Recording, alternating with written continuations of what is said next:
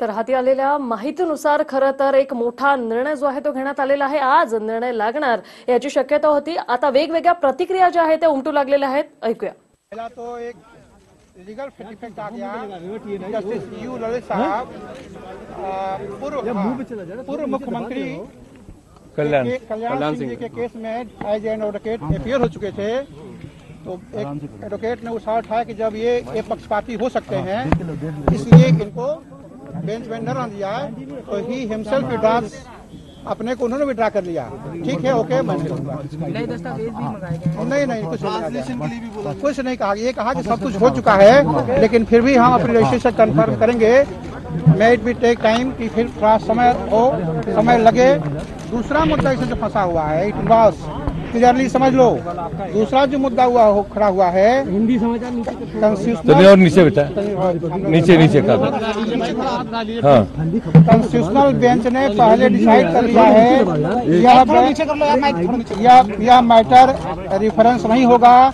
ये टाइटल सूट है, 3 जज ही सुनेंगे, लेकिन इन्होंने अपने सुप्रीम कोर्ट के रूल्स का हवाला देते हुए 5 लोगों की बेंच बैठाई, जो निश्चित रूप से आर्टिकल 141 का कॉन्स्टिट्यूशन का वायलेशन है।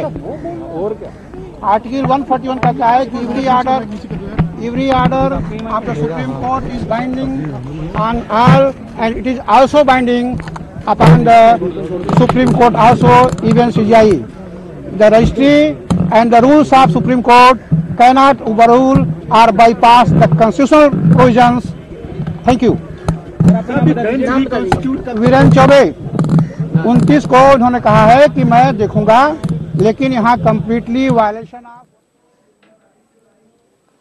तर आमच्या प्रतिनिधी वैशाली मलेवार आपल्यासोबत जोडलेल्या आहेत। वैशाली, काय अपडेट द्याल? कारण मुस्लिम पक्षाचे वकील जे आहेत राजीव धवन यांनी आक्षेप घेतलेले आहेत की कागदपत्र देखील भाषांतरित केली गेलेली नाही आहे, त्यामुळे पुन्हा एकदा आता अजून एक नवीन तारीख समोर आलेली आहे, काय सांगाल? नेमका मुद्दा जर तुम्ही म्हटलं कागदपत्रांचा, आता हा मुद्दा आधीपासूनच होता, त्या मुद्दा आधी का उचलला गेला असं इतर पक्षाचे जे वकील आहेत त्यांचं म्हणणं आहे। आणि शिवाय जी गोष्ट आहे ती महत्वाची म्हणजे जे यू ललित आहेत, न्यायाधीश आहेत, त्यांच्यावर आक्षेप उचलण्यात आला होता।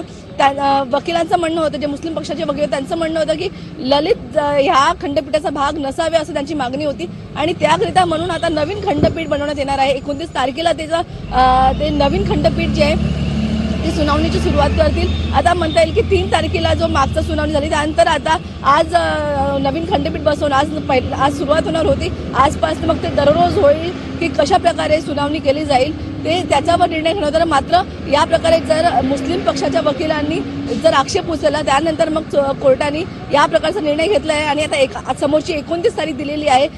महत्वाचं म्हणजे गेल्या अनेक वर्षापासून हे केस सुरू आहे। अलाहाबाद कोर्टने ज्या प्रकारे निर्णय दिला होता की जे 2.77 जमीन आहे ती जमीन 3 भागामध्ये वाटण्यात यावी, त्याच्यावर हा निर्णय होणार होता, पण हे सगळे विषय आता रखडले गेले आणि 29 तारखेला आता याच्यासमोर काय होईल हे कळणार आहे। त्यामुळे तेव्हापर्यंत प्रत्येकाला वाट बघावी लागणार आहे। नवीन खंडपीठ डिसाईड होईल आणि नवीन खंडपीठ याची सुनावणी करणार आहे। नक्कीच, खरं तर पहिला 3 न्यायाधीशांसमोरच्या खंडपीठावर ही सुनावणी होती आणि आता 5 न्यायाधीशांच्या खंडपीठासमोर ही सुनावणी होते। यावर देखील आक्षेप घेतला गेलेला आहे, याविषयी काय सांगाल?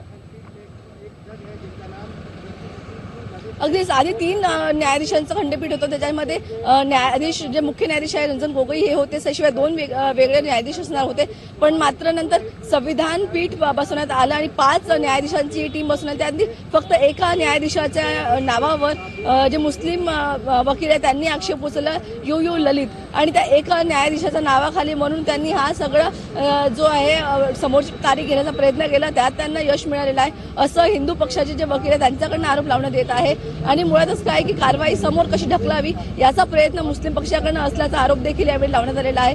महत्वाचा दिवस होता आजपासून राम मंदिर या विषय अयोध्या मुद्द्यावर चर्चा होणार होती, मात्र या प्रकारचा आक्षेप जर एखाद्या पक्षाच्या वकिलांनी घेतला तर नक्कीच जे खंडपीठाला निर्णय घ्यावाच लागणार होता, आणि जो न्यायाधीश आहे यू ललित त्यांनी देखील माघार घेतले। त्यामुळे आता नवीन न्यायाधीश कोण असणार त्यांच्या जागेवर ते बघणं महत्वाचं असणार आहे। 29 तारखेला ते कळेल की कोण नवीन न्यायाधीश असतील यू ललित यांच्या जागेवर, आणि त्यानंतर मग जी याची सुरुवाई आहे ते पुन्हा सुरू होईल। तारीख मिळाल्याने कुठेतरी नाराजीचा सूर जो आहे तो उमटत आहे। धन्यवाद तुम्ही दिलेल्या या अपडेटसाठी। जो है नए बेंच का गठन होगा, क्योंकि जो माननीय धर्म मूर्ति ललित जी हैं, उनके विषय में ऑब्जेक्शन ले आए कि यह कल्याण सिंह जी के माननीय कल्याण सिंह जी के एडवोकेट रहे हैं।